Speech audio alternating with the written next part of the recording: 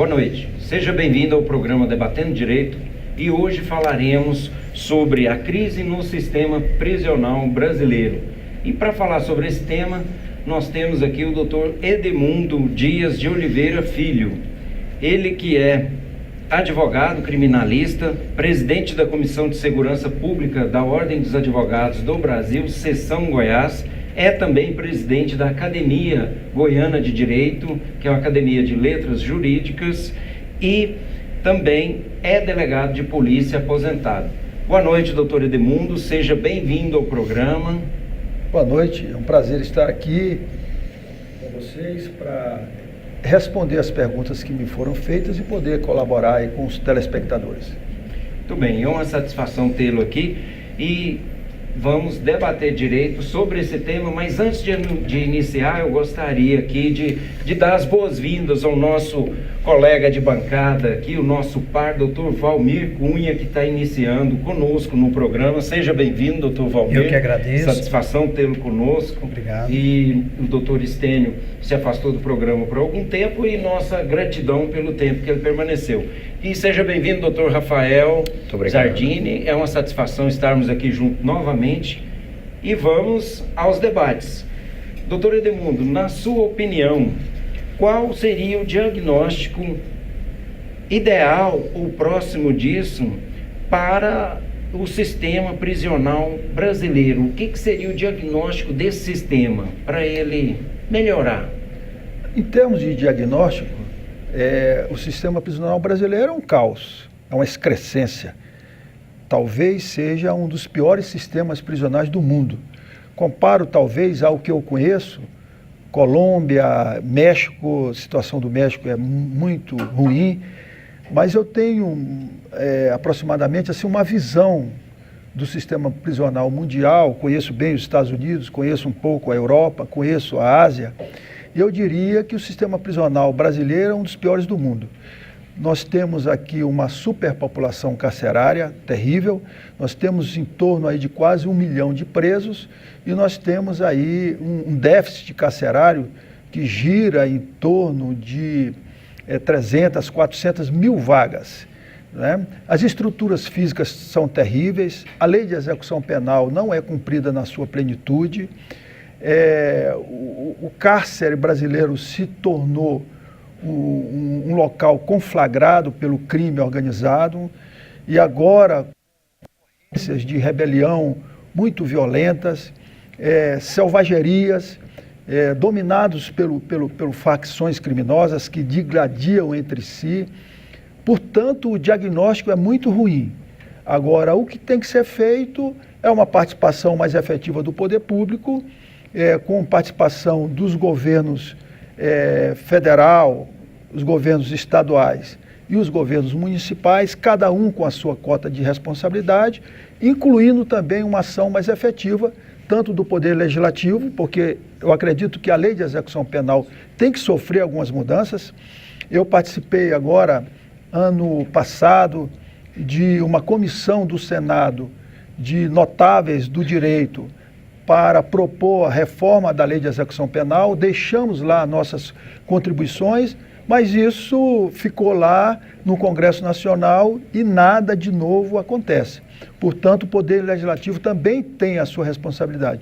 E o Poder Judiciário, porque nós falamos, olha, falta agentes prisionais, falta servidores no sistema prisional, mas faltam juízes. Por exemplo, aqui em Goiás, as duas grandes varas de execução de Goiânia, de Aparecida de Goiânia, tem um juiz para cada um, para julgar milhares de processos. É humanamente impossível. Portanto, no sentido geral, o sistema prisional brasileiro falta vontade política do poder público para resolver, melhorar a estrutura física, aparelhar todo o sistema com logística suficiente, recursos humanos suficientes, para vir a ser aproximadamente algo mais humano, algo que se aproxime do cumprimento da lei de execução penal. Satisfatório, tanto para o encarcerado quanto para a sociedade, né? Perfeitamente. É o que se busca, né? Que Tenho, tem a aplicação da pena, né? Eu sou um profissional da minha vida de servidor público. especialmente como delegado de polícia, eu dediquei mais de 2/3 da minha vida ao sistema prisional. Eu costumo dizer que eu tenho cheiro de cadeia, tenho cheiro da cadeia, que não é um cheiro agradável. A cadeia é um local terrível.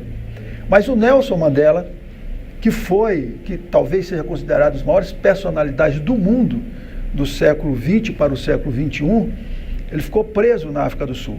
E quando ele sai da cadeia, ele diz uma coisa que chama muita atenção. Ele diz: se você quiser conhecer um país, não visite só o palácio, visite as cadeias. Você vai ver como aquele povo trata os custodiados, as pessoas mais simples, os mais necessitados.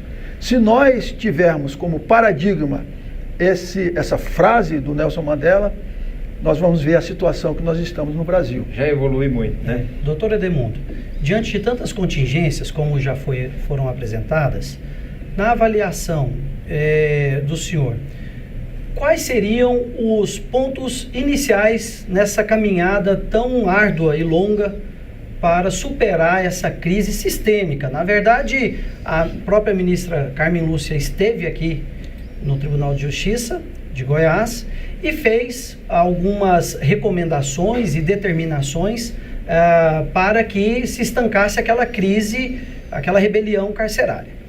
Mas nós sabemos que essa crise ela é sistêmica. Na avaliação do senhor, quais seriam as premissas maiores, as contingências emergenciais que deveríamos atuar para melhorar esse quadro sintomático tão difícil? Valmir, vamos ver se a gente consegue definir, por exemplo, pelos nomes. Talvez os nomes carreguem consigo uma simbologia. Lei de Execução Penal. Artigo 1º. A Lei de Execução Penal, a execução da pena serve para a plena reintegração, esse é o artigo 1º da Lei de Execução Penal, dos apenados e dos custodiados do Estado. Não acontece. Porque a pena no Brasil, ela só vale como uma vingança do Estado, uma retribuição pelo mal que o cidadão cometeu. Né? Mas não tem aqui no Brasil nada que possa possibilitar essa plena reintegração desse apenado. Começa por aí. Segundo, Ministério da Justiça. Eu não sei se você se lembra que o Ministério da Justiça teve acrescido agora recentemente Ministério da Justiça e Segurança Pública. Ele não faz nenhuma coisa nem outra.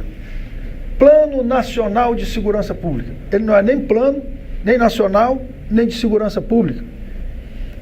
Os governos ficam empurrando um ao outro as responsabilidades, imputando culpa em outro.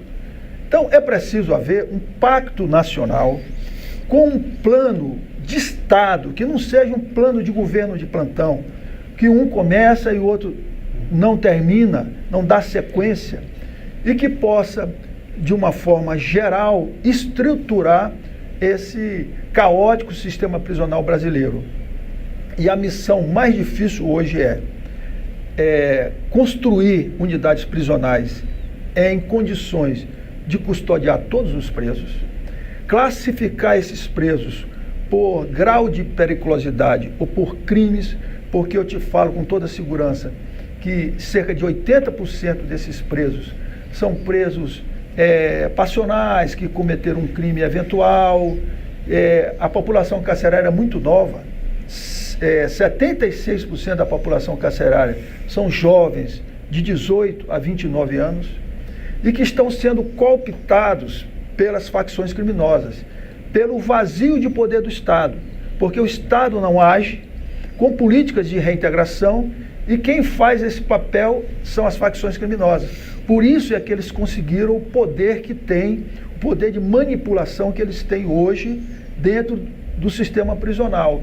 Eles cooptaram toda a massa carcerária, cerca de 700, 800 mil presos, eles formaram um exército em favor deles.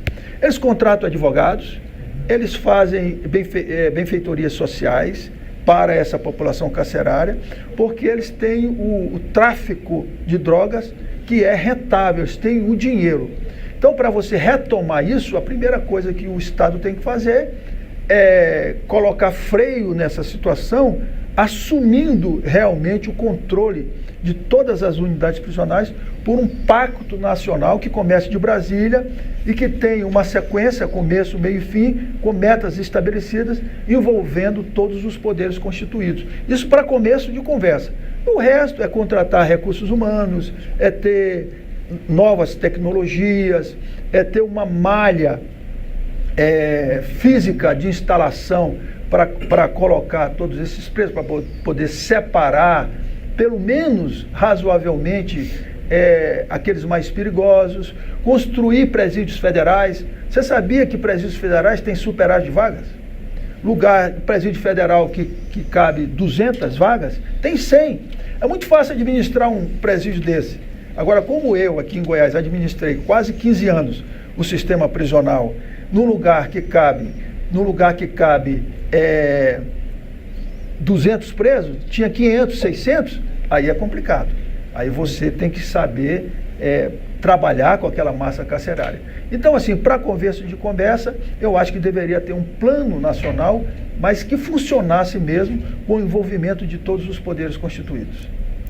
Doutor Edmundo, boa noite. Boa noite. É sempre um prazer recebê-lo aqui no programa. Sim, o doutor citou aí uma célebre frase, né, do grande Nelson Mandela, né, dizendo que é necessário conhecer as prisões, as cadeias, né, os presídios, né?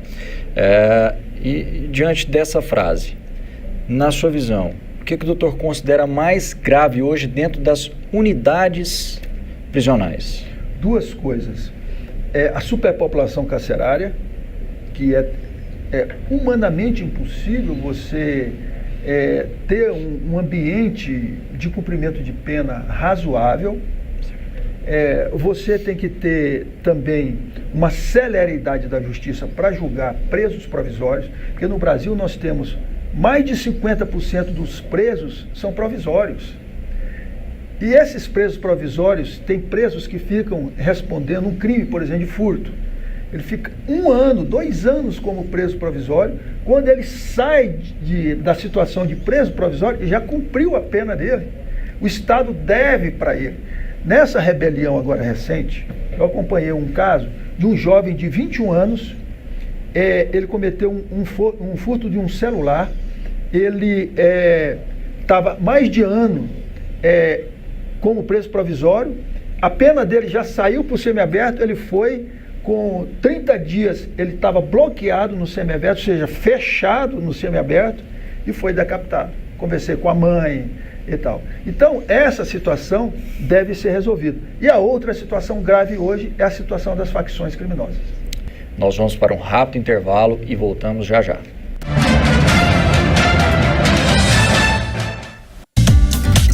Você está assistindo TV Metrópole.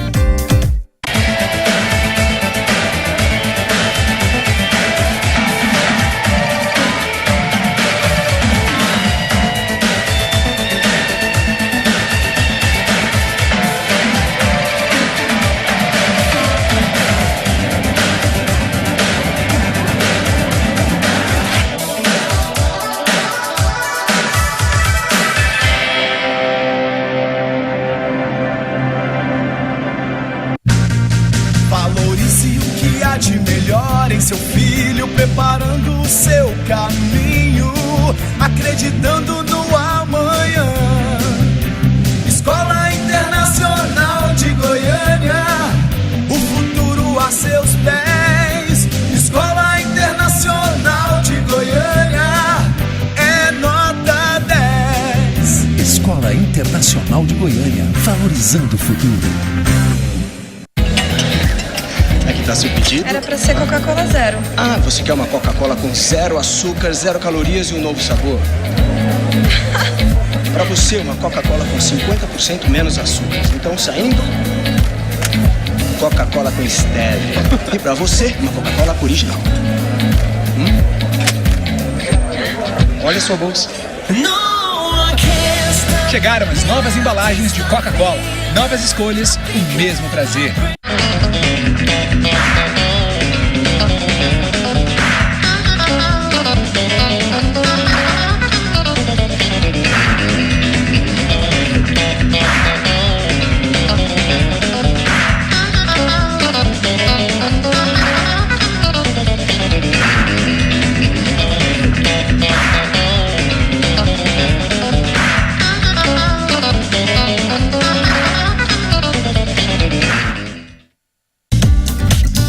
Você está assistindo TV Metrópole.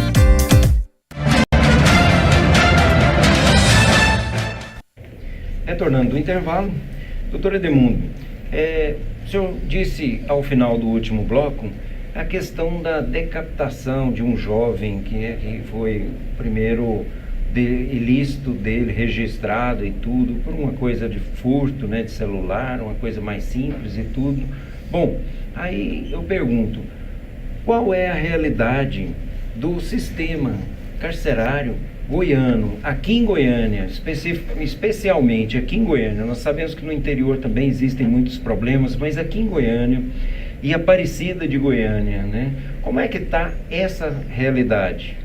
Doutor Tênio, nós temos hoje em Goiás cerca de quase 20 mil presos e várias unidades prisionais espalhadas no estado, a maioria em locais que são puxadinhos, improvisados, muito improvisos, sem condições adequadas para a custódia de presos. Essa é a realidade goiana. Mas foi preciso, em determinado momento, você interiorizar, porque só havia, antes era pior, porque só havia a penitenciária Odenir Guimarães, que é o antigo CEPAIGO, e a Casa de Prisão Provisória. Não havia mais unidades de internação de presos no interior do estado. A realidade hoje de Goiânia. Goiânia não tem uma cadeia pública e não tem um presídio. Todos os presos de Goiânia, eles são colocados em Aparecida de Goiânia. Aparecida de Goiânia tem 5 unidades prisionais no chamado Complexo Prisional de Aparecida de Goiânia.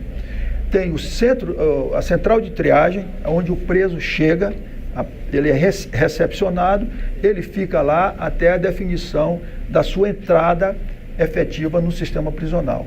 Depois nós temos a Casa de Prisão Provisória. Essa central de triagem, para você ter uma ideia, foi eu que construí lá na minha gestão, deve ter condições de abrigar 300 presos no máximo. Hoje ela deve ter em torno de 700 presos para mais. Bom, passou ali pela central de triagem, que é uma área de adaptação, ele vai para a Casa de Prisão Provisória. É uma outra unidade do Complexo Prisional de Aparecida de Goiânia. Essa Casa de Prisão Provisória tem condições de custodiar 700 presos. Lá tem aproximadamente 2.000 presos por aí. Essa Casa de Prisão Provisória, em tese, é onde o sujeito está aguardando uma sentença judicial. Ele é um preso provisório, um preso temporário, um preso preventivo. Definiu a situação desse preso, se ele for condenado, se for mulher, vai para o presídio feminino, que é uma outra unidade prisional. Essa não tem tanto problema assim. Tem o antigo CEPAI, que é a penitenciária Odenir Guimarães hoje. Deve ter em torno de 700, 600 vagas, deve ter 2.100 presos aproximadamente, que é uma outra unidade prisional, que é um prédio da década de 60, construída ainda no governo Mauro Borges, sem a mínima condição física, estrutural, arquitetônica, de modernização, etc., para cuidar dos presos. Mas é o que nós temos, essa é a realidade. E tem o semiaberto, que é onde o sujeito sai, onde houve essa última rebelião, que também foi construído na minha gestão, para cerca de 200, 300 presos, e que hoje tem 1.200, 1.300, 1.400 presos. Agora, vamos o nome, porque o telespectador, eu gosto muito de falar do nome, porque o nome é simbólico. CEPAI, Centro Estadual de Agroindustrial. Você não tem mais nenhuma mão de obra carcerária, você não tem educação, capacitação profissional, projetos de alfabetização, sendo que a grande massa carcerária é analfabeta. Então, praticamente todos aqueles projetos, a memória do povo é curta. Então, eu tenho que defender, num programa desse, o meu legado. Durante o período em que eu fui gestor do sistema prisional, nós tínhamos lá fábricas de cadeira de rodas, nós tínhamos plantação de soja, sorgo, milho, fábrica de bolas, nós tínhamos um convênio com a Hering, nós plantávamos lá, o alimento todo era produzido lá nesse mesmo local, nós chegamos a colher milhares de toneladas de mantimentos lá. Nós tínhamos um plantel de gado, nós tínhamos um plantel de porco, nós tínhamos um plantel de frangos, até rapadura, farinha se fazia lá. E essa colônia agroindustrial não existe mais, é só no nome. Hoje é a filosofia da segregação, do confinamento. A mesma coisa é o semiaberto. O semiaberto é um local em que o sujeito está semi-aberto, no estado de semi-liberdade. Esse local hoje virou uma terra do NEM, porque o sujeito é colocado lá e ele é colocado na condição de bloqueado, que o perfil dos presos piorou muito em termos de periculosidade e o juiz já determina que ele vá para o semiaberto bloqueado. Então virou um limbo do inferno de Dante. O sujeito chega lá, ao invés de ele ser colocado num trabalho ou interno ou externo, ele fica bloqueado sem trabalhar. Então nós estamos criando monstros. Eu visitei antes da rebelião lá o semiaberto, fiz uma obra social lá, levei bíblias, porque eu sou pastor, levei um material antes do Natal, cestas básicas e tal. Os presos não falam mais, eles grunhem, já estão grunhindo, é ininteligível, você não consegue saber o que eles estão falando. Então, lugar de confinamento de pessoas, não tem projeto de ressocialização, não tem esperança, dominado pelas facções criminosas, onde se mata, corta o pescoço, os braços, as corta pernas. os braços, queima, tudo manietado. Existe um pacto entre eles, a lei do silêncio, a voz do comando. Então o comando é que dá a voz. Se o sujeito, por exemplo, lá tem uma linguagem diferente. Banheiro, não é banheiro, é boi. Tem toda uma linguagem diferente, é um pacto social totalmente diferente. Tem muita gente falando coisas aí que não conhece, não entende, nunca esteve lá, não conhece a realidade, não sabe a necessidade. Então isso tudo está sendo manipulado por eles. Por exemplo, o sujeito é acusado de um atentado violento a uma criança, um estupro, que hoje chama-se. Às vezes ele nem cometeu aquele crime, mas dentro da lei do sistema prisional, aquele sujeito ali acabou. Primeiro problema que houver lá, ele é morto. O homossexual, ele vai trabalhar na cozinha e ele vai serviciar os outros. Ele vira mulher, literalmente, dentro da linguagem deles. Anda de tamanco e bebidol e pronto. Então, essa realidade do cárcere é muito terrível. Essa é a realidade, não só aqui de Goiânia, mas a realidade do sistema prisional brasileiro. E eu digo só mais um ingrediente para vocês avaliarem.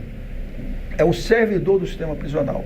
Quando nós entramos lá, um agente prisional ganhava R$420. Fomos nós que estruturamos a carreira do agente prisional. Demos condições de estímulo, de progressão da carreira. Hoje um agente prisional, ele é muito melhor remunerado, ele assumiu as direções das unidades. E esse servidor prisional, ele não pode ser esquecido. O sistema prisional não pode continuar sendo o pato feio da segurança pública e nem da justiça penal. É preciso que o governo e o poder público comecem a olhar para lá.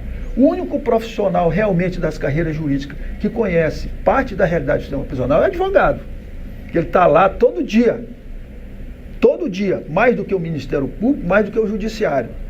Mas o poder público, no geral, tem que conhecer essa realidade para poder ver se muda um pouco essa realidade. Fazendo um gancho e um paralelo até ao que o doutor havia aqui muito bem ponderado, com relação à federalização de presídios. Fica esse jogo do Estado imputar à União a falta de repasse, a falta de condições de recurso. Se discute muito uma reforma constitucional em que se possa avaliar até mesmo um novo pacto federativo para que haja uma melhor distribuição das receitas tributárias. Então fica aquele jogo de empurra do Estado para a União.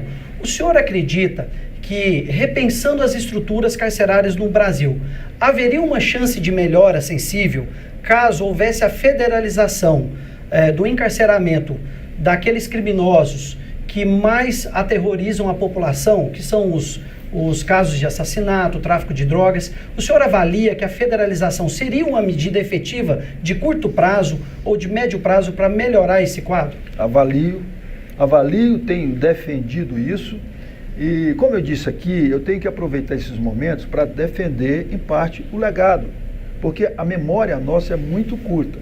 Durante o período que nós tivemos no sistema prisional, e foram 3 vezes, eu fui diretor da Casa de Prisão Provisória, no final da década de 90. Depois eu assumi a presidência da agência prisional, depois fui secretário de Justiça por 2 oportunidades. Então eu fiquei aproximadamente 16 anos, nunca houve uma rebelião. Não só aqui em Goiânia, em Aparecida de Goiânia, mas no estado todo. Por quê? Porque nós fazemos muitos projetos sociais. Respondendo especificamente a sua... Isso é fato histórico, incontestável.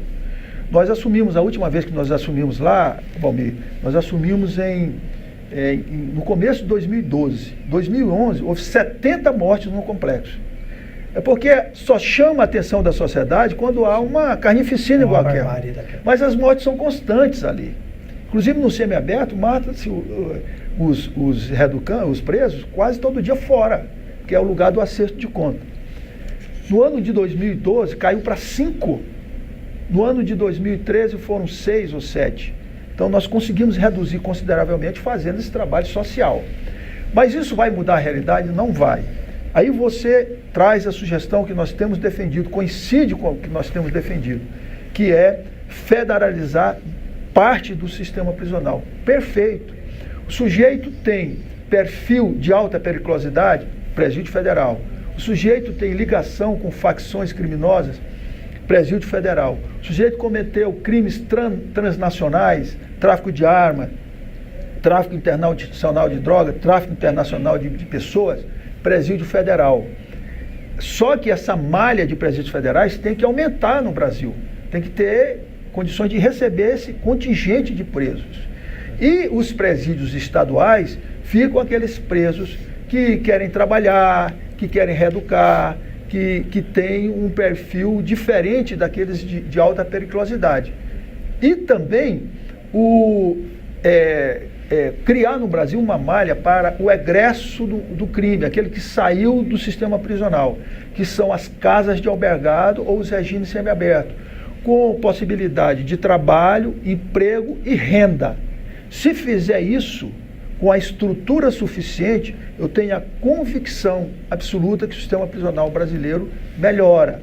E aí, o resto é enfrentar o problema da segurança pública, com o largo tráfico internacional que nós temos nas fronteiras secas e marítimas no Brasil, não é? São 8.000 quilômetros de fronteira seca, isso tem que ser vigiado para diminuir um pouco esse corredor do tráfico que se tornou o Brasil. Você sabe qual é o índice de drogas no Brasil? O Brasil é o maior consumidor de crack do mundo, o segundo maior consumidor de cocaína do mundo. Então, além de ser um corredor, é um alto consumidor e é altamente rentável. Vou dar um dado rapidamente aqui para vocês. 1 quilo de pasta base de cocaína dá para fazer 10.000 pedras de crack. O sujeito que é viciado em crack, ele não usa menos do que 10 pedras de crack por dia. Aí você diz, não, mas uma pedra de crack é barata. É barata? É R$20 uma pedra de crack. Se ele comprar 10, é 200. Se ele usa 30 vezes por dia, dá 6.000. Você tem condições de manter um vício desse? Eu não tenho. Então o sujeito que é viciado, ele mata, ele começa a roubar de casa, da família. Ele mata, rouba, ele faz tudo para poder ter acesso, porque a síndrome de abstinência é muito forte. Então, esse é um problema que tem que ser resolvido no Brasil como causa da criminalidade, que é o problema das drogas, com políticas de prevenção e repressão. Nós não fazemos bem nenhuma coisa, nem outra. Doutor Edmundo, no próximo bloco nós falaremos um pouco de processo, tá? Nós vamos para um rápido intervalo e voltamos já já.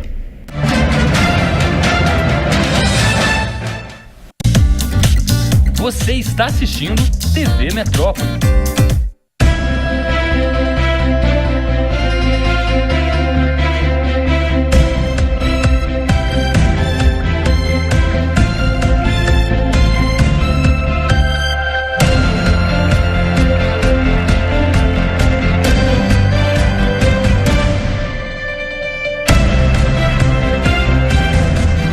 que é importante para você, para nós é essencial. Cristal Alimentos. Pureza alimentando a vida. Feitos para proporcionar bem-estar, conforto e facilitar a sua vida, os móveis Bellini são todos fabricados com os melhores produtos e acabamento único. Tecidos diferenciados, percinta elástica e todos os modelos com 3 anos de garantia. A Bellini Móveis é uma fábrica de sofás, poltronas, puffs, cabeceiras, recamiers e reformas. E por isso possui o melhor preço e a melhor qualidade. Os modelos são os mais variados e criativos e com qualidade única. Visite nossa loja online e surpreenda-se. Endereço: Avenida Nerópolis, número 2838, Setor Gentil Meireles, Goiânia. Telefone 3928-1503. Se você procura tecnologia, qualidade e bons preços, no Zequinha Bordados trabalhamos com o que há de melhor em tapetes personalizados, bordados em camisetas, bonés, uniformes e logomarcas em geral. E o melhor, com máquinas de última geração. No mercado desde 1993, o Zequinha Bordados preza pelo bom atendimento, oferecendo serviço de primeira linha e com agilidade. Venha nos fazer uma visita. Zequinha Bordados, Rua Campinas, número 431, Setor Bueno.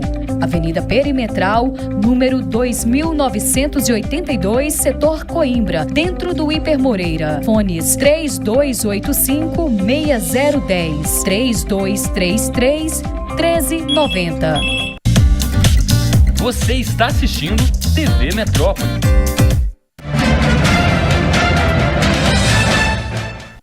De volta do intervalo, hoje com o Dr. Edmundo Dias, falando sobre a crise no sistema prisional.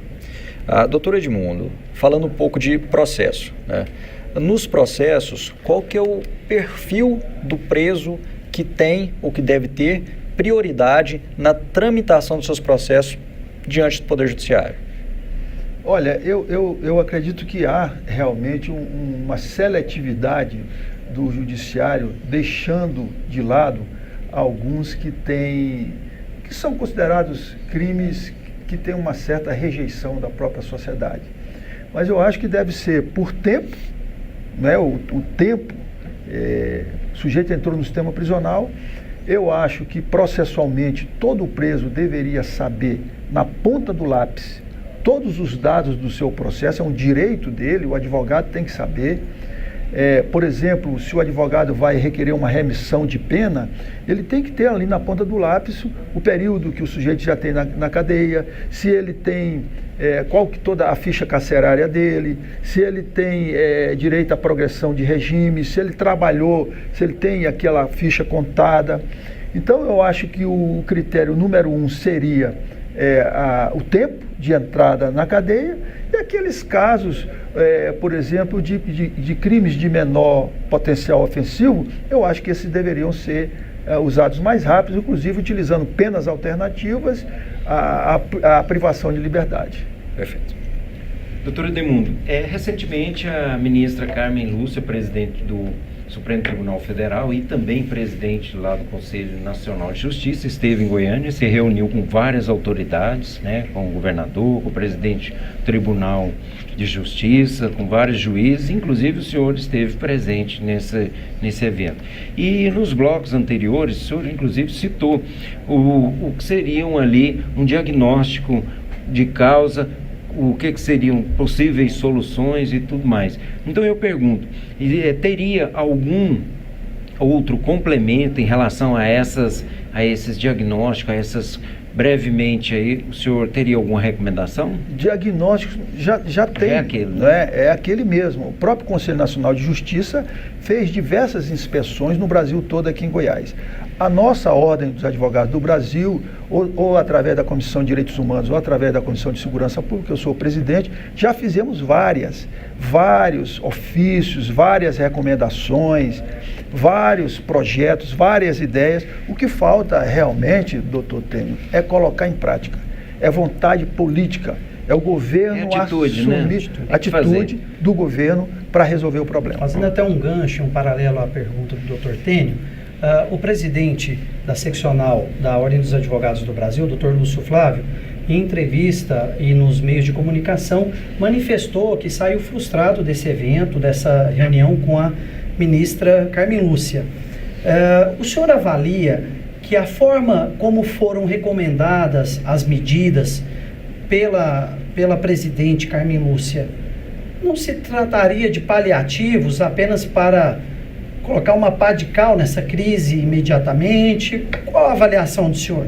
A frustração do presidente Lúcio Flávio, eu acho que é a frustração dos advogados goianos e, por que não dizer, dos advogados brasileiros.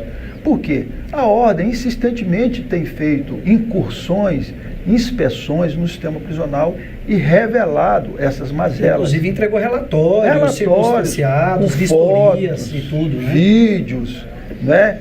Depoimentos colhidos de presos, de servidores. Então, nós sabemos o que tem que ser feito. Ele fez uma afirmação, e eu estava lá, de que o sistema prisional está, de certa forma, nas mãos do crime organizado. Ela disse que sugeria provas. E a prova veio logo na sequência. Por quê? Porque ela manifestou o desejo de ir ao complexo prisional e o próprio poder público, na pessoa do Estado, disse que não tinha segurança. Ora, se não tem segurança, é porque não está sob controle. Está comprovado que perdeu realmente, como o doutor Lúcio Flávio disse, perdeu a soberania, exatamente, de seus presídios. Então, essa frustração que o nosso presidente revelou, ela, de certa forma, é a nossa frustração. A OAB fará uma discussão agora, trazendo, inclusive, o Conselho Federal para cá, para nós debatermos, não deixarmos esse assunto morrer, levarmos esse assunto adiante e colocarmos as nossas sugestões adiante para ver se melhora realmente esse setor da justiça penal como um todo e o sistema prisional.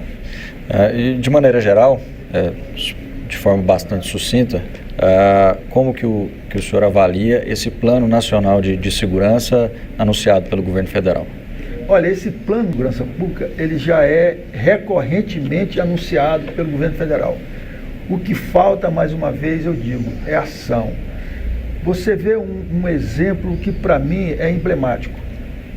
As polícias militar e polícia civil brasileira, elas digladiam por espaços institucionais na justiça. Todo mundo sabe disso. O Ministério Público quer avançar em cima dos espaços da Polícia Judiciária. Todo mundo sabe. Mas desde a Constituição de 88, as polícias não têm lei orgânica. Você sabia? As polícias brasileiras não têm uma lei orgânica, que seria o básico do básico. Por quê? Para o governo, no meu modo de entender, é cômodo você ter duas polícias brigando. Fica mais fácil de você dominar essas instituições. Então, politicamente, nessa visão canhestra da política brasileira, é cômodo você ter duas polícias ineficientes, brigando, fragmentadas e facilmente manipuladas pelo próprio governo como cabo de chicote do governo. É por isso que não há uma polícia federal única, uma polícia estadual única, polícias municipais eficientes no Brasil. Bom, doutor, e até em razão disso, né, dessa falta da lei orgânica e falta de definições claras de atuação e tudo mais, cogitou-se aí até mesmo a questão do uso de forças armadas em presídios. Qual que é a sua opinião? Eu acho que não é da competência, não é da cultura, não é constitucionalmente da tarefa, da função do Exército. Eu acho que o Exército já tem as suas funções constitucionais pré-estabelecidas. Eu acho que deve haver uma força-tarefa, uma aliança nacional entre o governo federal, por exemplo, o Fundo Nacional Prisional, Fundo Nacional do Sistema Prisional, tem bilhões contingenciados pelo governo federal para aumentar o superávit primário. O governo federal não tem interesse em que esse recurso seja executado, porque aumenta o superávit primário, correto? A Caixa Econômica Federal, que é a operadora do fundo, ela fica administrando esse dinheiro lá, que fica no Tesouro, no domínio da União. Então isso tem que ser desburocratizado. Talvez construir malhas de presídios federais de segurança máxima, mas construir unidades de média segurança ou de pequena segurança para atender toda essa massa carcerária. Mais uma vez, nós caímos em quê? Na falta de vontade política e de interesse do governo para atender o setor. Doutor Edemundo, qual o paralelo que o senhor faria, na sua avaliação muito profunda sobre o sistema prisional brasileiro, entre essa crise, que na verdade é uma crise já é fisiológica, já é sistêmica, né? Já é crônica. Qual o paralelo que o senhor faz dessa crise do sistema prisional com o sentimento de impunidade que todos nós brasileiros vivenciamos? Até onde esse sistema falido, que hoje está vigorando, implica na impunidade para os olhos do cidadão? Eu acho que é fundamental esse olhar do cidadão para a questão da impunidade, inclusive para o criminoso, principalmente o jovem em formação. Ele olha para cima e vê acima dele um paradigma. O ladrão de esquina olha para o planalto, digamos assim, para o plano alto, e ali ele tem um retrato. Eu escrevi um livro em 2002 chamado O Vácuo do Poder e o Crime Organizado. Nós fizemos uma pesquisa utilizando estudantes de direito e bolsistas. Então nós pudemos fazer uma ampla pesquisa. E nós perguntávamos aos jovens nos bairros periféricos de Goiânia, qual que é o seu paradigma de pessoa, qual a pessoa mais admirada aqui? A maioria deu o traficante. Era o sindicalista, era o professor, mas a maioria deu. Por quê? Ele se veste bem, ele passa a ter ser uma referência no bairro. Então, esse olhar do jovem, principalmente no contexto da impunidade, não é? De que o crime compensa aqui no Brasil, é um efeito devastador, eu diria, no componente da avaliação criminológica da cultura brasileira. O doutor falou a respeito da visão do cidadão, da importância dela, né, diante do crime, da criminalidade, do sistema prisional. Pergunto, boa parte da população, ela tem visto com bons olhos, né, uma atuação mais letal da polícia, sim. E a própria matança entre os presos, né, de um preso pelo outro. Sim. Como o doutor avalia esse tipo de visão? De certa forma, há uma, digamos assim, uma letargia